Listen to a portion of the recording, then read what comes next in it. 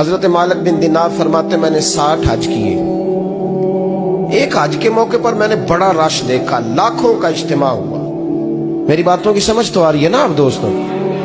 جو نہیں بول رہے انہیں بھی آ رہی ہے نا؟ اللہ جزا دے.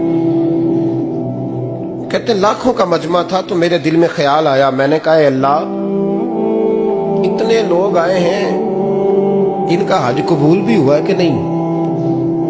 فرماتے میں سوچ رہا تھا تو رات کو نا خواب میں نے کسی کہنے والے کو کہتے ہوئے سنا کہ سب کا قبول ہو گیا. بلخ کا رہنے والا محمد بن ہارون بلخی ہے, اس کا حج قبول نہیں. فرماتے ہیں شہروں کے علیحدہ علیحدہ خیمے لگتے تھے. اب بھی آپ حج کرنے جائیں تو پاکستانیوں کی رہائشیں علیحدہ ہوتی ہیں, انڈین کی علیحدہ, بنگلہ دیش کے علیحدہ, مصری, یمنی, سب لوگ علیحدہ علیحدہ رہائشیں ہوتی ہیں, جھنڈے لگے ہوتے ہیں ملکوں کے. کہتے ہیں میں